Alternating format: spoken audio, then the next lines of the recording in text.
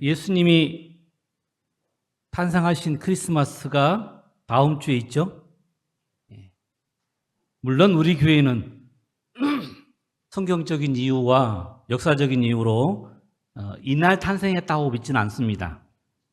그러나 예수님이 땅에 오신 의미를 되새기는 그런 시간으로 사용합니다. 저도 항상 이때쯤 되면 예수님의 탄생에 관계된 설교를 제가 자주 하는데요. 특별히 가족들과 친구들과 예수님이 이 땅에 오신 이유를 되새겨 보시고 가난하고 어려운 이웃들을 돌아보는 그런 축복의 시간이 되기를 간절히 소망합니다. 제가 어릴 때 가장 흥미있게 읽었던 책이 마크 트웨인이 쓴 왕자와 거지입니다. 혹시 읽어보셨습니까? 이 소설은 실제로 영국의 헨리 8세의 아들인 에드워드 튜터를 모티브로 사용했다고 합니다. 에드워드 튜터와 빈민가의 톰 캔디가 나이도 외모도 매우 닮았기 때문에 둘이 서로 신분을 바꾸는 그런 이야기를 통해서 흥미도 있었고 또 교훈도 있었던 그런 내용입니다. 우리나라에도 이런 영화가 있었죠. 드라마가 있었습니다. 그 역사에 비어있는 공간, 그 왕의 기록 중에 비어있는 공간을 통해서 그 왕과 광대를 바꾸는 사건 혹시 기억나십니까? 왕이 된 남자. 그렇죠? 영화로도 나왔고 드라마로도 나왔어요. 사실은 실제 이야기라기보다는 비어있는 그 역사 기록을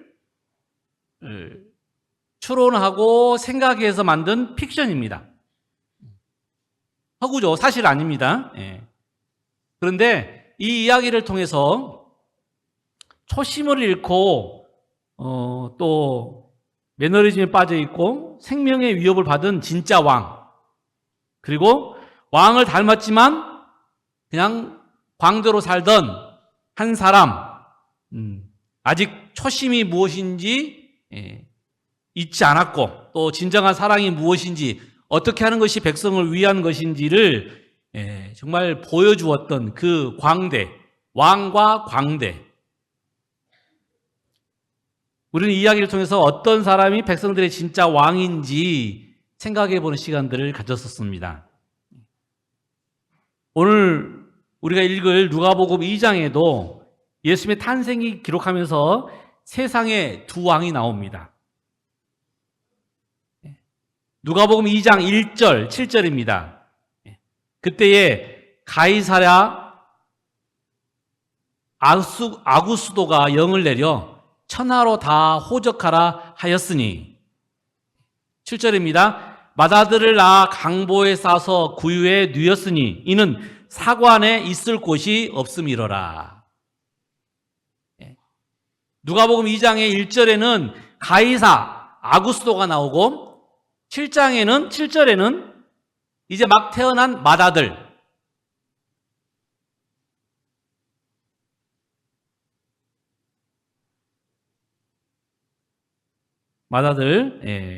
예수님의 이야기가 나오는 것이죠. 한 왕은 당시 세계 최강의 왕국이었던 로마의 황제 가이사 아구스도였고, 다른 왕은 로마 제국의 속국이었던 이스라엘의 마국간에서 태어난 예수 그리스도 있었습니다. 한 사람은 황제의 신분을 가지고 세계를 호령하고 있었지만 실제에 있어서는 연약한 피조물에 불과했고, 반면에 아기 예수 그리스도는 남루한 인간의 몸을 쓰고 이 땅에 태어났지만 실상은 우주의 왕이요 만유의 주이셨습니다. 이 두 사람은 운명적으로 서로 연결되어 있었어요. 그 아구스도가 있었기 때문에 예수님이 태어나신 것이고, 또 우리는 이 두 사람 이야기를 통해서 누가 세상을 다스리는 왕이고 또 우리를 지배하는 왕인가를 생각해 보게 됩니다. 자금에 어리숙하고 비겁한 방식으로 우리나라 사람들에게 쇼크를 줬던, 또 우리를 각성케 했던 현재의 왕을 생각하면서 오늘 아침에는 세상을 다스리는 왕이라는 제목으로 이 본문을 가지고 크리스마스를 생각하면서 영적인 교훈을 낳기를 원합니다. 첫 번째, 여러분 세상을 다스리는 왕은 인간 역사를 지배하고 통제하는 분이십니다. 인간 역사를 지배하고 통제하는 분이십니다. 본문에는 로마 황제 가이사 아구스토가 나옵니다. 이 사람이 누군지 아십니까? 오늘 제가 그 이야기를 좀 들려드릴 거예요. 세계사에는 옥타비아누스, 그죠? 이 사람이 황제에 등극하기까지의 로마의 정치 권력 투쟁의 과정을 먼저 좀 설명할까 합니다. 여러분, 루비콘 강을 건너다는 말 아십니까? 루비콘 강. 혹시 브루투스 넘어져? 이야기 들어보셨죠?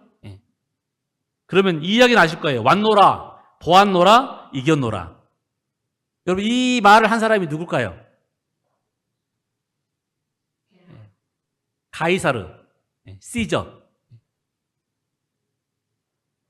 역사를 살펴보면 이 사람은, 이 카이사르는 굉장으로 대정적으로 인기 있었던 사람이에요. 그리고 용맹한 장군이었고, 그래서 가는 곳마다 승리했던 사람입니다. 당대의 세 손가락 안에 드는 웅변가였어요. 왔노라, 이겼노라, 싸웠노라. 왔노라, 보았노라, 이겼노라. 여러분, 얼마나 명확합니까? 그 세 마디 안에 이 가이사르의 모습을 우리가 충분히 볼 수 있는 것입니다. 그리고 그의 연설은 로마인들의 마음을 움직였어요. 그는 또한 탁월한 문필로 여러 책을 저술을 했습니다. 그래서 로마를 나눌 때 이 가이사르 이전과 가이사르 이후를 나눌 수 있어요.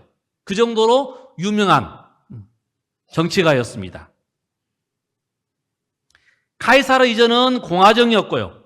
가이사르 이후는 이제 황제가 있는 그런 시대입니다.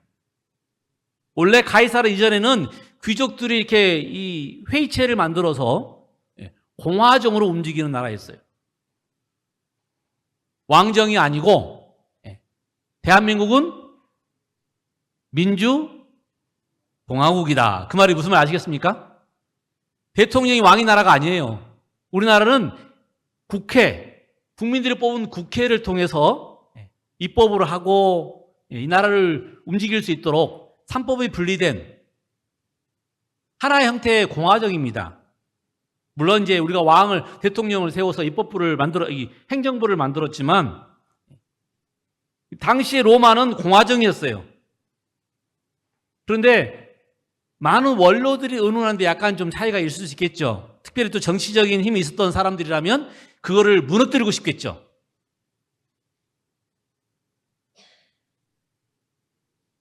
혼자는 힘이 없었기 때문에 이 카이사르 시저는 두 사람하고 결탁을 했어요. 폼페이우스하고 그 다음에 거상 크라이수스.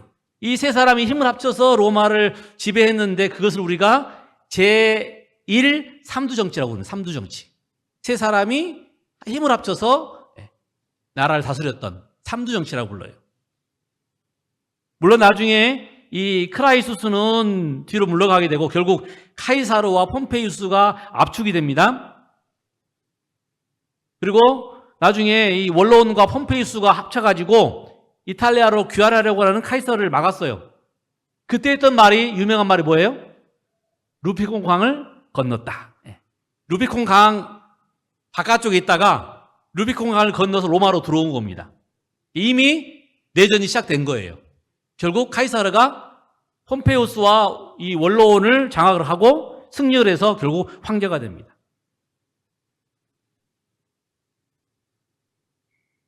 그리고 혼자 황제로 등극을 했는데, 이 공화정이 무너지고 독재체제를 운영할 것 같은 두려움에 원로원에서 누구를 보냈냐면 그 양자라고 부르는 브루투스를 보냈어요. 그리고 브루투스가 가서 어떻게 버린 거예요? 카이사르를 죽여버린 거죠. 그래서 유명한 말입니다. 브루투스 넘어져.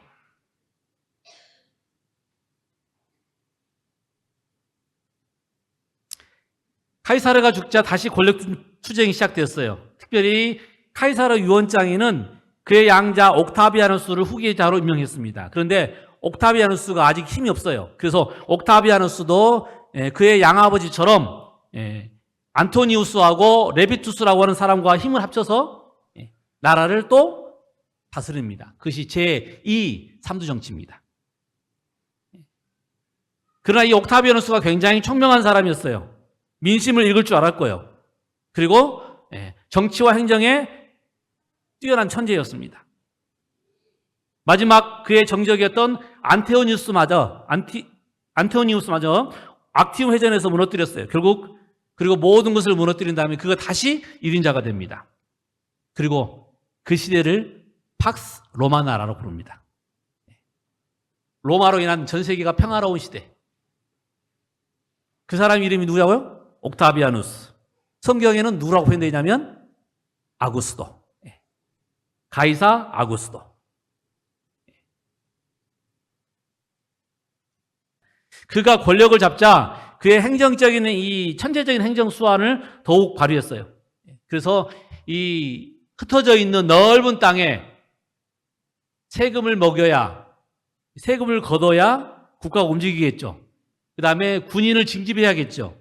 그래서 한 일이 뭐냐면 인구조사입니다. 인구조사. 어디에 누가 얼만큼 있고 몇 살이 있고 그거를 다 신고하라고 그랬어요. 여러분 이 이야기 나오면 이제 무슨 이야기 아시겠죠? 그래서 신고하라고 신고.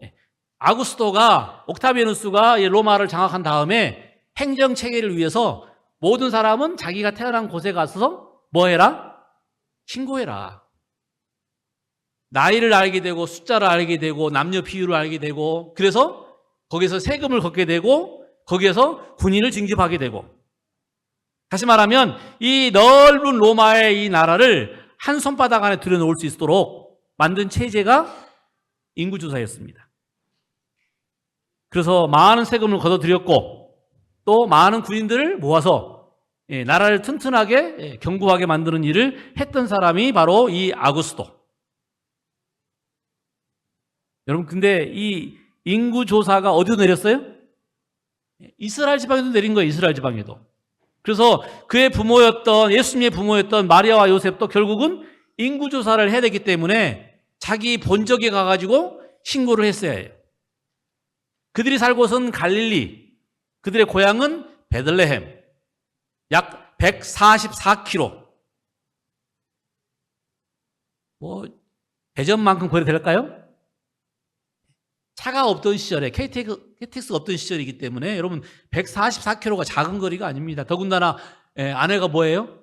배가 불러서 산딸에 가까웠는데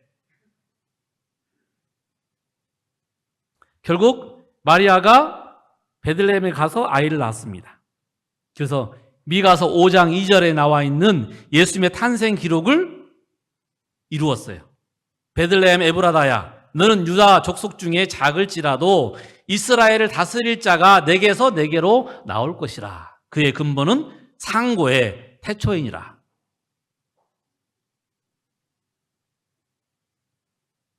결국 베들레헴에 가서 예수님이 태어난 것입니다. 여러분 베들레헴이 어떤 곳입니까? 왜 요셉은 베들레헴으로 그의 가족들을 가서 신고를 했죠? 요셉이 누구의 후손이에요? 다윗의 후손이 다윗의 고향이 어디입니까? 베들레헴입니다. 그래서 베들레헴에 가서 신고했다는 이야기는 이 사람들이 누구의 후손이다? 다윗의 후손이다.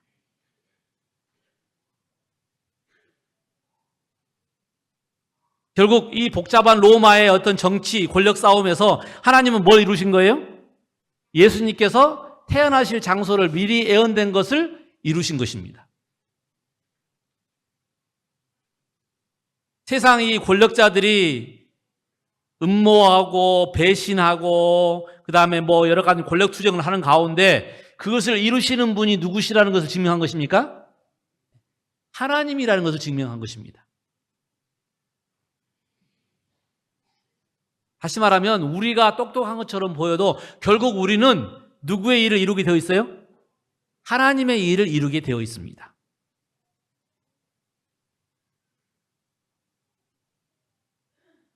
여기 또 하나 흥미로운 사실은요. 사실 마리아와 요셉은 베들레헴까지 갈 필요가 없었습니다. 로마의 호적 제도는 자신이 거주하는 곳에서 신고할 수 있도록 되어 있었어요. 너무 멀리 갈까봐 자신의 이 신고지에서도, 사는 곳에서도, 거주지에서도 신고할 수 있도록 되어 있었어요. 그런데 이스라엘 사람들은 그걸 원치 않았어요. 불편하지만 자기 고향에 가서 신고해라. 이건 이스라엘의 자존심 때문입니다. 비록 로마의 명령 때문에 인구조사를 하지만 그들은 자신들의 독자적인 방법으로 이 일을 하겠다라고 하는 것을 보여준 것입니다. 그래서 이스라엘 사람들은 어디로 가라? 반드시 고향으로 가라. 본적으로 가라. 라고 명령한 것입니다. 하나님은 그 이스라엘의 자존심마저도 이용하셨어요. 만약에 그 자존심이 없었더라면 어디가 있었겠어요? 그냥 갈릴리 지방에서 신고했겠죠. 그러면 예수님은 어디 출신이에요? 갈릴리 출신이 될 뻔하셨죠.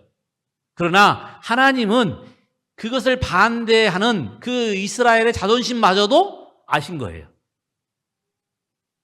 우리가 무슨 일을 할 때 변수가 많습니다. 변수가 많아요. 그런데 하나님은 그 변수마저도 알고 계신다는 거예요. 지구 역사가 많은 이 스토리들을 보면요, 변수 때문에 바뀐 사람이 많아요. 나폴레옹이, 그 다음에 히틀러가 지게 된 것이 그들이 능력이 없어서가 아니었어요. 갑작스러운 변수에 의해서, 비가 내려서, 그 우크라이나의 그 진흙밭에 빠져가지고 그들이 전혀 생각하지 못한 방법 때문에 새로운 결과가 나온 것입니다. 비단 그런 나라만 그런 게 아니고요. 우리도 마찬가지죠. 우리도 갑작스러운 변수에 의해서 바뀔 때가 많죠. 질병 때문에, 아니면 어떤 사건 때문에. 그런데 그것이 그냥 우연이고 운이 좋아서가 아니고 운이 나빠서가 아니고 그 뒤에는 누가 계신다고요? 하나님이 그것도 알고 계신다는 것입니다. 다니엘 4장에 보면 느부갓네살에게 하신 이야기입니다. 지극히 높으신 자가 인간 나라를 다스리며 자기 뜻대로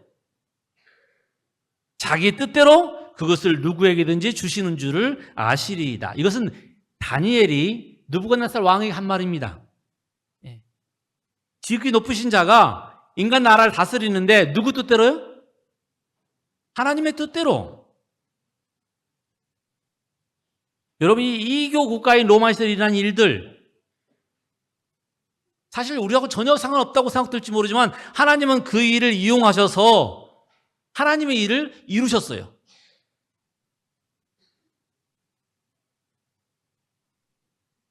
리비안 헤럴드에 보면 하나님께서 졸지도 쉬지도 않으시고 국가의 운명이 달려있는 사람들의 행동을 주시하고 계신다. 우리 하나님께서 뭐 하신다고요? 졸지도 쉬지도 않으시고 국가의 운명이 달려있는 사람들의 행동을 주시하고 계신다.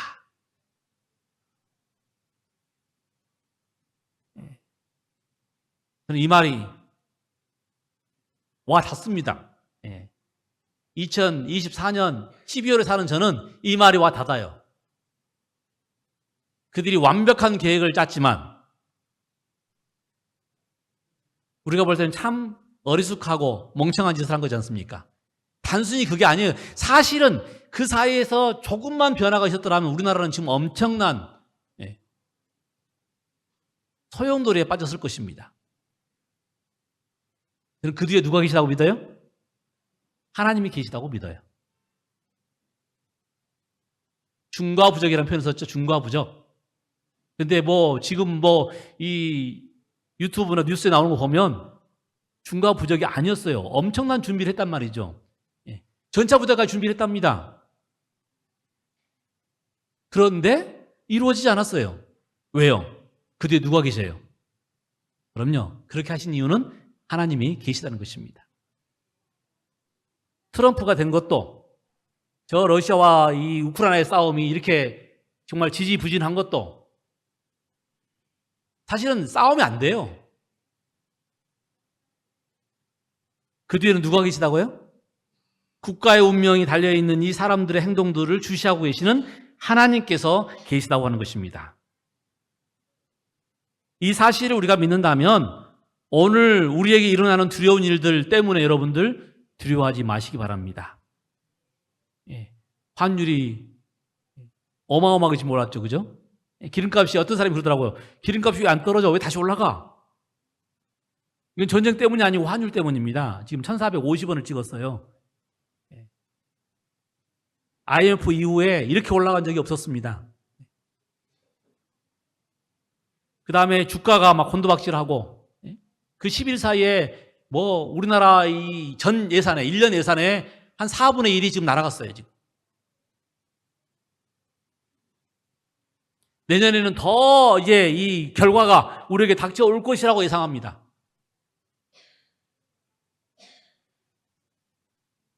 그러나 여러분, 무슨 일을 하든지 우리가 신뢰할 분은 누구예요?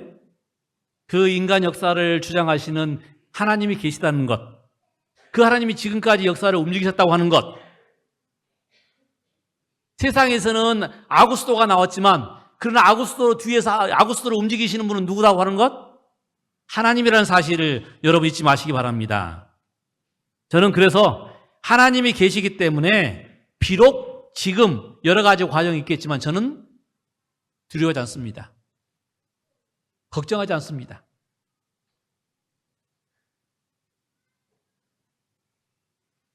우리 하나님은 덤으로 주는 참새까지도 기억하시는 분이라고 그랬어요. 머리털까지 세신다고 그랬어요.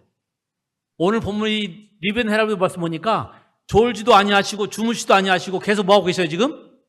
계속 우리를 지금 지켜보고 있다는 것입니다.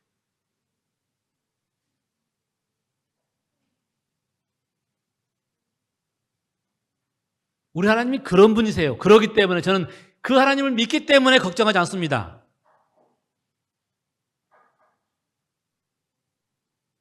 가끔 사단은 제 귀 속에, 우리 귀 속에 뭐라고 그래요? 두려운 이야기를 말합니다. 새벽에 일어나면 막 걱정이 되고 염려가 되고 잠이 안 와요.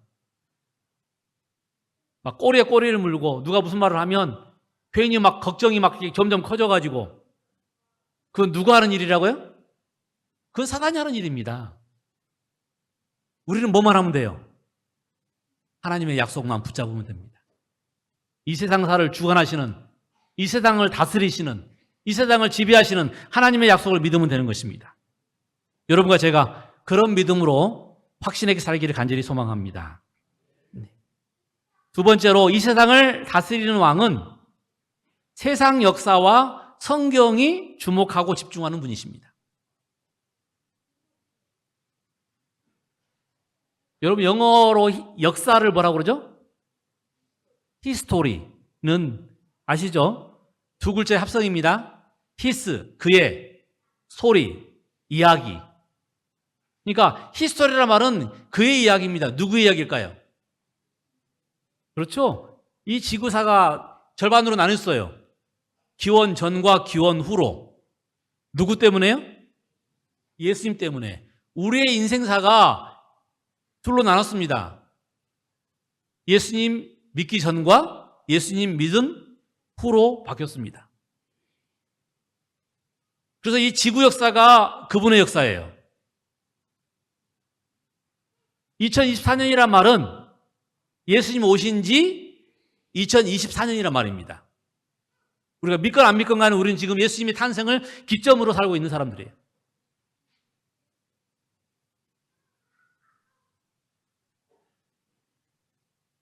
여러분, 세상사, 그 다음에 이 성경사의 가장 중심적인 분이 누구세요? 이 성경은 곧 누구에 대하여? 예수님에 대하여. 또 카이사라가 했던 유명한 말이 모든 길은 로마로 통한다. 들어보셨죠? 로마가 세계를 점령할 때 제일 먼저 한 일이 뭐라고 했어요? 길을 만드는 거예요. 길을. 왜냐하면 길을 만들어야 군대가 진입을 하고, 길을 만들어야 물자를 수송을 하고, 길을 만들어야 세금을 걷어오고, 길을 만들어야 통제가 가능하기 때문에. 그런데 여러분, 그 길이, 그리고 아구스토가 이 로마의 황제가 되었던 주전 27년부터 주 14년까지 어떤 일이 벌어졌어요? 그 길이, 그 아구스도가 점령했던 시간들이 복음을 전하는 데 기점이 됐다고 하는 것입니다. 다른 시대에 왔다면 복음이 아마 한쪽 지방에서 그치고 말았을 거예요. 그런데 길을 그렇게 펴내는 정말 조직화되고 행정화되고 체계화되는 이 로마의 어떤 시스템이 결국 복음을 빨리 전파하게 되는 가장 중요한 수단이 되었어요. 나라가 혼란하니까 막 복잡하잖아요. 예? 서로 막 세계의 검찰, 경찰, 뭡니까? 공수처가 서로 막 충돌을 하고 그렇습니다. 국가가 일원화되지 아니하면 그런 일들이 벌어져요. 그런데 로마라는 나라가 그런 나라였어요. 원로원을 통해서 이렇게 어떻게 보면 민주정치였지만 통일되지 않은, 그래서 카이사라가 나왔고 아구스도가 나왔고, 그래서 그때 당시에는 어떻게 보면 독재였지만 그래서 통일화되었고 복음이 빨리 전파될 수 있는 정말 터전이 완성된 것입니다.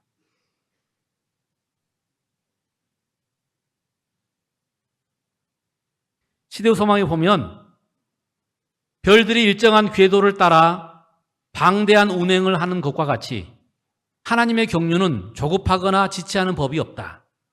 하나님의 섭리가 그 국가들의 행로와 인간의 감정이나 감화의 조류를 지도하여 구세주께서 강림하시기에 절호의 시기가 세상에 이르렀다. 여러 국가가 한 정부 하에서 연합되어 있었다. 한 방언이 널리 사용되고 그것이 어디서나 문학적 언어로 인정을 받았다.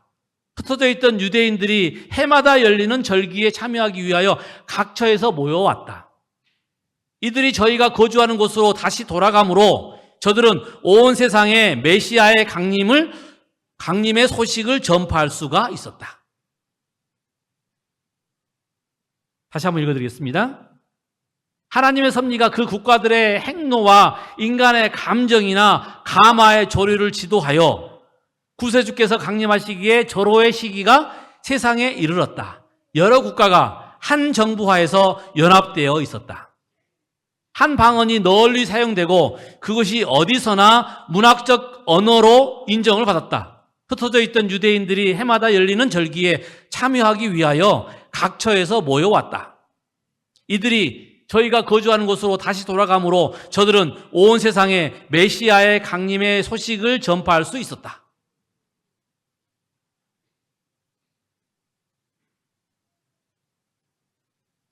이 로마란 나라에 아구스도를 세운 이유가, 로마란 나라의 그 길을 다 하나로 통일시킨 이유가, 인구조사를 했던 이유가, 그때 당시에 그 사람들은 행정적으로 나라를 잘 조직하는 방법이었겠지만 하나님은 그들을 통하여 뭘 하셨다고요? 복음을 전파하는 일에 사용하셨다는 것입니다.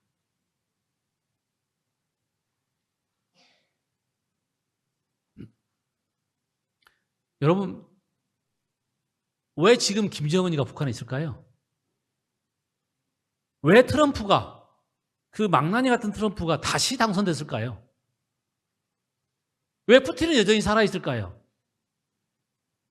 저는 잘 모릅니다. 그러나 제가 말씀을 믿고 복음을 믿는 사람으로서 분명히 하나님께서 이 사람들을 통해서 하실 일이 있을 것이다 라고 믿습니다.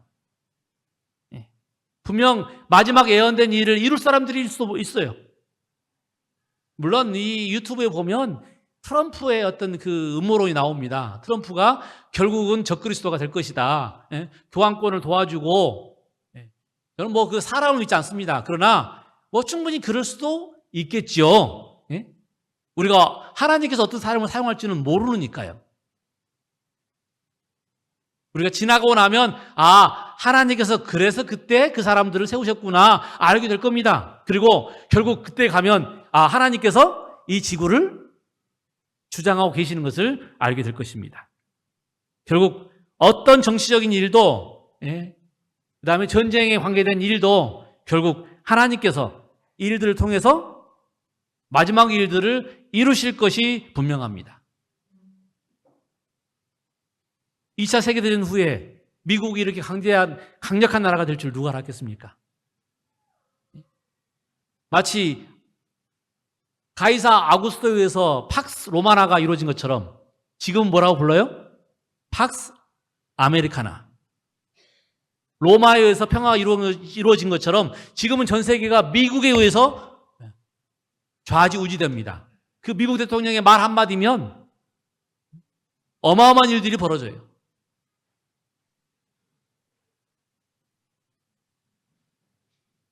미국에 의한 세계 질서.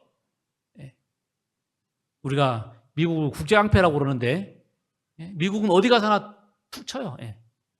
자기 환율 마음대로 올려버리고. 마음에 안 들면 뭐예요? 그 수입 그 세금을 확 올려가지고 다 무너뜨려 버리고. 과거에는 그 군사력으로 세계의 평화를 위해서 싸워줬지만 지금은 뭐 하고 있다고요? 일명 깡패짓 하고 있어요. 깡패짓. 미국이 말하는 거 안 들으면 큰일 납니다. 그런데 그런 능력으로 뭘 할까요? 새끼양 같은 작은 짐승이 결국 용의 소리를 바란다고 그랬습니다. 그것을 하나님은 알고 계셔요. 그러나 여러분 기억하십시오. 팍스 로마나가 예수님의 초림의 길을 준비했습니다. 그러면 팍스 아메리카나는 뭘 준비하게 할까요? 예수님의 재림을 준비하게 할 것입니다. 우리 교회 이름이 뭐예요? 제7일 안식일 예수 재림교회. 우리 교회는 뭘 믿는 교회라고요? 예수님의 재림을 믿는 교회입니다. 이 땅에서 잘 살고 복 받고 자녀 잘 되고 경제적으로 풍부하고 이런 믿는 교회가 아니고 우리 교회는 뭘 믿는다고요? 예수님의 재림을 믿는 교회입니다. 예수님의 재림이 되면 모든 것이 해결이 된다고 믿는 교회입니다. 혹 질병이 걸렸는데 치료 안 될 수도 있어요. 왜냐하면 우리가 이 땅에서 영원히 사는 것이 아니기 때문에 혹 먼저 잠재울 수도 있어요. 성경에 나와 있는 것처럼 주께서 사랑하는 자에게 잠을 주시기 때문에 더 이상 고통하지 말도록, 더 이상의 험난한 일을 보지 말도록, 잠자면 눈을 뜨면 누가 와요? 예수님이 와요. 이 땅에서 우리가 잘 사는 것이 우리의 목표가 아닙니다. 우리의 목표는 예수님 오실 때 그 자리에 있는 것입니다.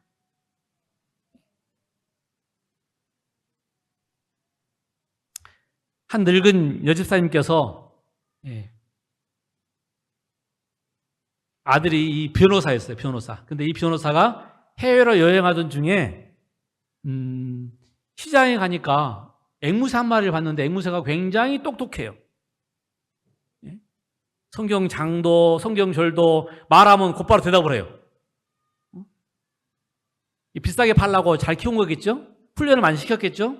그러자 이 변호사가 자기 엄마를 생각한 거예요. 우리 엄마가 지금 눈이 어두워가지고 성경을 잘 보기 힘든데 이 앵무새를 사주면 우리 앵무새가 뭐 하겠다? 우리 엄마가 성경 읽는데 도움이 되겠구나. 야, 로마서 2장 1절 말해봐. 그러면 앵무새가 뭐라고 읽어요? 줄줄줄 외우겠죠. 그래서 그 앵무새를 1,000만 원 주고 사가지고 엄마에게 선물로 줬답니다. 며칠이 지난 후에 어머니에게 전화했대요. 어머니, 제가 준 그 선물로 준 새 마음에 들죠? 그러자 이 어머니가 대답을 했대요. 너무 좋아서, 너무 좋아. 너무 맛있었어.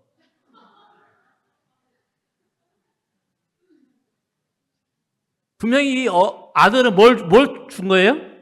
엄마가 좀 성경을 하는데 도움 되려고 줬는데 이 어머니는 오해를 해가지고 그 새를 그냥 맛있게 먹어버렸다는 이야기입니다. 왜 그랬죠? 그 가치를 알지 못했기 때문에. 성경의 매 페이지에는 예수님에 대한 이야기가 나옵니다. 특별히 우리를 위한 예수님의 피가 나와요. 우리의 죄를 용서하는, 그래서 구원의 확신을 주는 이야기가 성경에 나와 있습니다. 그런데 많은 사람들이 성경의 이야기를 잘못 이해하고 오해해서 문제가 생기기도 합니다. 정로의 계단을 보면 그러나 우리의 눈이 항상 그리스도만 주목하면 그는 우리를 보호해 주실 것이다. 예수를 바라볼 때에는 우리는 안전하다. 그리고 아무것도 우리를 그의 손에서 빼앗을 수 없다. 우리는 그를 항상 바라보는 가운데서 예수님과 같은 형상으로 변해서 영광으로 영광에 이를 수 있다.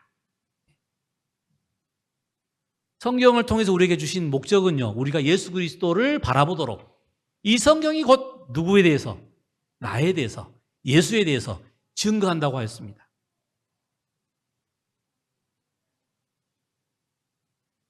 여러분, 말씀을 줄이면서, 요약하면서, 여러분, 이 세상을 다스리는 왕이 누구라고요? 이 세상과 그 다음에 성경의 역사의 중심이 누구라고요? 여러분, 예수님이 탄생하신 이유가, 우리에게 축복이 되는 이유가 뭔지 아시겠죠? 예수님께서 탄생하신 일이, 오늘 예수님께서 우리 마음속에 들어오시는 일이 여러분과 저에게 정말 놀라운 축복이 되기를 간절히 소망하면서 말씀을 줄이겠습니다.